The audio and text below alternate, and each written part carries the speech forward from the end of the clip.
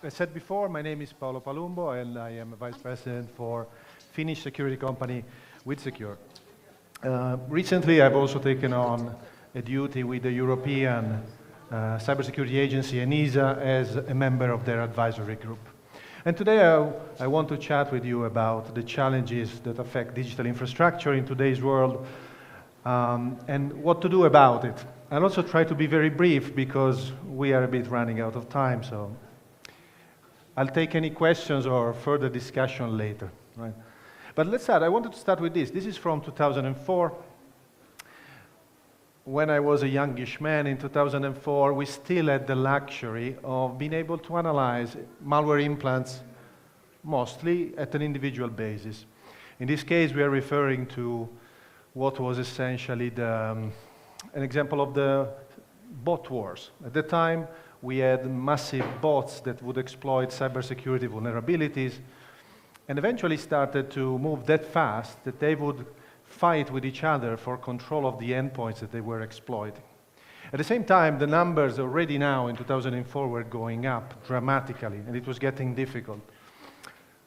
And the point at which we are now is that every day our infrastructure is requested to check 4.5 billion times reputational checks. So this means that 4.5 billion times every day, our infrastructure is asked, what do you know about this object? Is it good or bad? And the object can be a file, it can be a URL, or anything like that. If we extend on the domain of behavioral monitoring, then the number gets even bigger. Every day our sensors see more than 1,000 billion events generated by our users, and they all need to be checked for maliciousness. Now, why am I looking at this? Because it's easy to be tempted to think that the future will be just a continuation of this, right? More threats, more attacks, business as usual. But the truth is, this is not the case. We still should expect a growth in number, but the environment around us is changing dramatically. The first thing that is changing is in the domain of geopolitics and international relations. We have seen in the beginning of the year how the United States has changed their approach to international relationship. Here you can see on the screen Mr. Peter Hegseth, which is the Secretary of Defense for the United States. And Mr. Hegseth has been involved in a very, let's say, public kind of difficult situation related to the usage of the Signal platform for discussing the military plans to attack Houthi rebels, right? Now, what is funny to me is that this happened just a few days after the Department of Defense issued a memo saying that Signal was not particularly secure. Peter Hegseth clearly did not care about that information. If we look at what they were chatting about, that's something interesting for us to consider. This is a message from J.D. Vance, the Vice President of the United States. J.D. Vance says, "I just hate bailing Europe out again." To which Peter Hegseth says, "I fully share your loading of European freeloading. It's pathetic." Now, what does this tell us? It tells us that a critical relationship that was present since after World War II, which is the relationship between Europe and the United States, and more broadly, the fact that the United States are overseeing a lot of the security of the world, that kind of relationship is being diminished, is being threatened. And this is particularly problematic when we think that cyber is the fifth domain of warfare. The domains of warfare are land, air, sea, space, and cyber. Now, if we cannot rely on the US for certain type of assistance, what does it tell to the environment in which we as business people operate? We need to defend, right? But this is a big shake. And of course, this is now visible around the world. This is piece of news from earlier this year pertaining to the war in Ukraine, right? Russian military units have targeted through cyber attacks the railroad infrastructure of Ukraine. And why this is particularly interesting? Because this is an activity fully in support of the military actions of the more traditional kinetic operations. So we have missiles going into the rail system of Ukraine, but we also have digital attacks disrupting the same system. And why is this relevant? Because Ukraine doesn't have any other mechanism of transportation. Air traffic has been grounded due to the war, right? So we can see how cyber, in this world of geopolitics and conflict, is really everywhere. Of course, China is also in contributing to this situation. The deterioration of the situation in Taiwan is increasing the activity of cybersecurity actors related to the Chinese government. Particularly here I have a snippet that speaks about two sophisticated groups, Salt Typhoon and Volt Typhoon, for those who know this. Salt Typhoon is a more traditional group that focuses on traditional espionage, targeting especially telcos and similar groups. But Volt Typhoon is very interesting, because Volt Typhoon is instead targeting digital infrastructure. And they target digital infrastructure because this is an effort of the Chinese government to pre-position their cyber capabilities in the event of a sudden escalation of the Taiwanese situation. What it means is, in case of an escalation of the Taiwanese, let's say, conflict, the Chinese government has cyber capabilities already positioned in their adversaries' infrastructure, then they are ready to activate it. So clearly, the geopolitics are changing, and this changes the challenges that we as defenders have, right? But geopolitics are not the only things that are changing. Technology is also changing. Like, the last 10 years have been incredible. We have seen the rise of the public cloud. Before, everything was running in our data centers. Now everything is in the cloud. And more recently, of course, artificial intelligence has become everything. Artificial intelligence is not new. Most of the key concepts of this technology were available from the 1970s. What happened is that in 2022, OpenAI decided to take this technology and package it behind a chatbot. And this allowed the technology that was before the domain of scientists, expert developers, mathematicians, it was available to everybody. Everybody could use AI to do whatever they want. It became a turbocharger of productivity, right? Now, where am I going with this? Clearly, threat actors are not living under a rock. They, exactly as all of us, understand the value of AI to expedite and make their work more effective or better. And so we need to be very careful with how AI is being used by threat actors. This is a snapshot that I've taken from a report from one of the leading vendors of artificial intelligence capabilities. Clearly, given that this technology is hosted and owned by certain companies, they are in the best position to have visibility of the threats. And in their report, they speak about this. One of these actors is Iranian, and it's called Storm 0817. What is interesting to me is that if we look at how this actor has used artificial intelligence for malicious purposes, it's quite basic. It's what we would call it is supportive. It's a back office operation. The actor used threat intelligence to expedite their development of an Android implant that was a bot, essentially. A piece of malware for Android, if you will. They used the same technology to develop the backend or server-side infrastructure required to communicate with this bot. Then they used AI to translate a few CVs from Pakistani to Persian. And this is interesting because we can see this reflects a geopolitical situation. Iran and Pakistan have a conflict.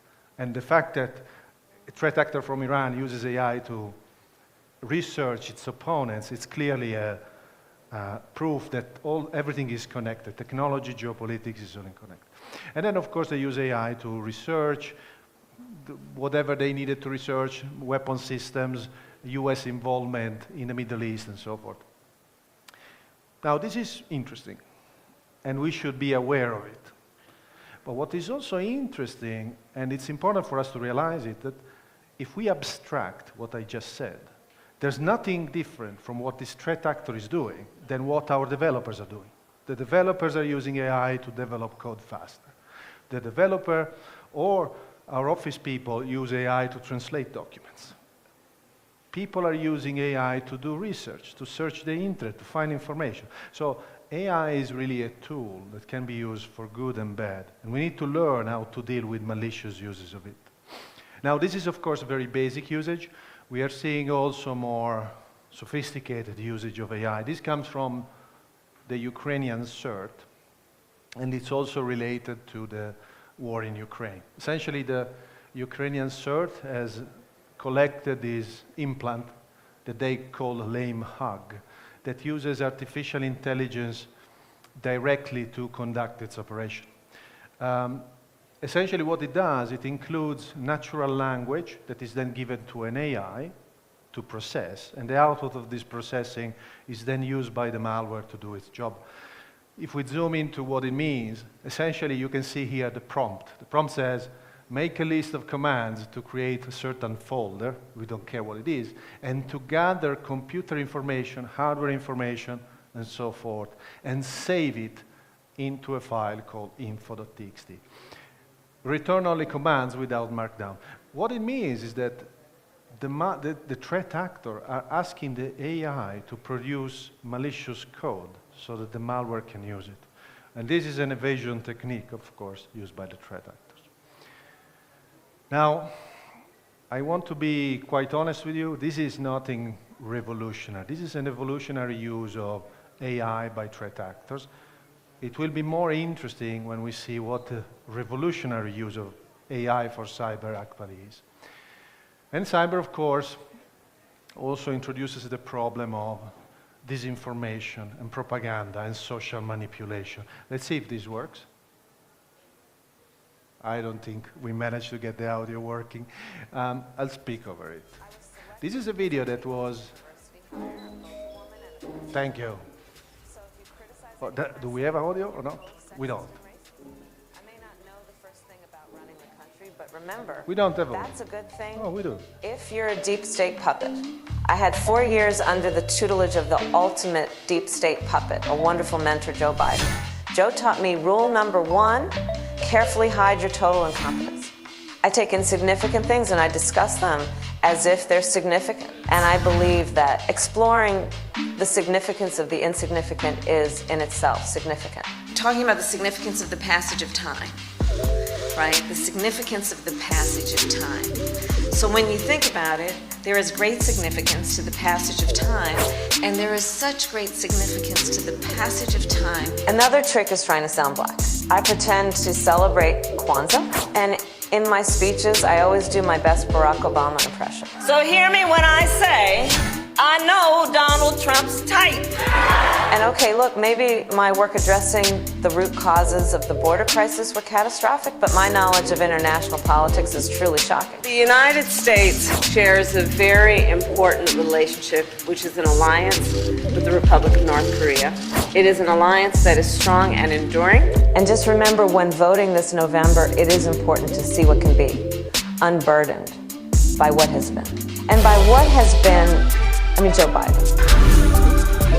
Do you think the country went to over the past 4 years? You ain't seen nothing yet.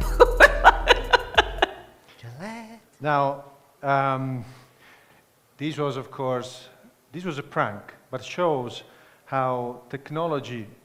Can I get back my screen, please? Oh, it's black. All right. So, right.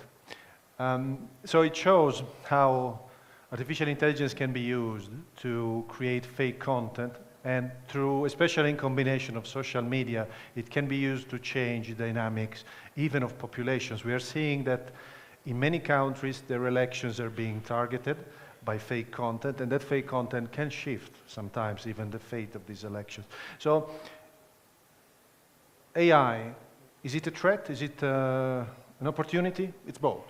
It's also a risk for organization. But technology clearly is changing, but the third thing that is changing is infrastructure. As we, and Nepal is a good example, as all of our society grows and becomes more and more digital, as everybody is running towards a higher level of digitalization, we need to make sure that digitalization doesn't mean exposing oneself to risks. And for example, the United States government has essentially started a program, a research program. This is you can go on the internet and search it. It's the AI for Cybersecurity program. This program is, in their words, meant to use AI to secure the digital infrastructure, because clearly the idea that the DARPA has is that digital infrastructure can be attacked, taken down, and if that happens, you have a disastrous outcome that affects a country, organizations, everybody, right? What they're trying to do is to essentially create a system that uses AI to find vulnerabilities in infrastructure for the purpose of patching them. But it begs the question, what happens if somebody uses the same approach, not to patch vulnerabilities, but to exploit them, right? It means that our critical infrastructure is extremely at risk. And this is there's no better example to discuss what it means for our infrastructure to be at risk than to speak about the healthcare sector. Esteemed presenters before me spoke about the cost of a breach and how much it impacts our business continuity. But money is still money. When we speak about the healthcare sector, every time there is a breach, every time there is downtime, it means that a patient cannot possibly receive service. We have seen cases in which a hospital has been targeted by ransomware. As a result, they were not able to offer healthcare to a patient in critical conditions, which had to be rerouted to a different hospital. Unfortunately, in that case, the patient died in transit. We don't know if the patient would have made it, if he would have reached the original hospital, but for sure, the delay didn't help a person in critical condition. The case that you see here is about also the supply chain. Clearly, digital infrastructure is not only about us, but it's also about who services us. No organizations here works alone. You have providers, you have vendors, you have service providers, right? In this case, in the medical sector, a provider of specialized laboratory test was impacted in the United Kingdom. And when they're impacted, it means that they cannot perform the test they are asking. What it means is that all the hospitals that rely on the services of this organization, they have become unable to provide health care to the patients, potentially, again, with loss of life. So it's always important to think what is really the risk of not securing digital infrastructure. Whether it is it's the energy network or telecoms, it's critical that we put effort there. And how do we go at it? And now I'll be wrapping up before people get upset with me.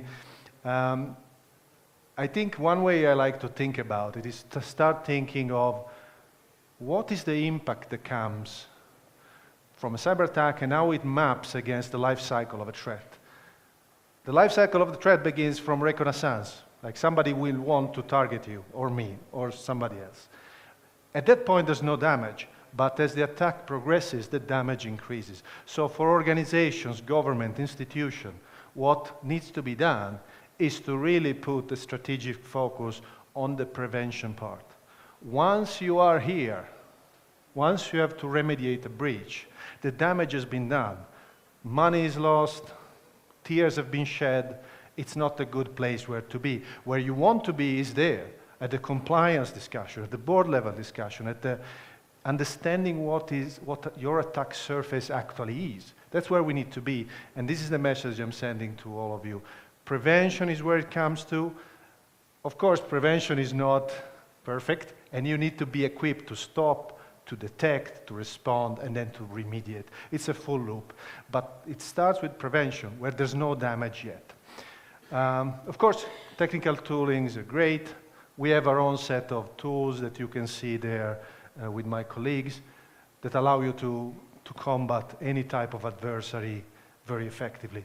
The team there will take you through the details. But to close up, really, we are in a moment of pivotal change. The world is changing around us. Threats are becoming more sophisticated. Technology is changing. It's up to us to shape the world in a way that we want it to be. A world that is secure from a cybersecurity perspective, where everybody here can do whatever their business is without disruption, without damage, and so forth. Thank you very much.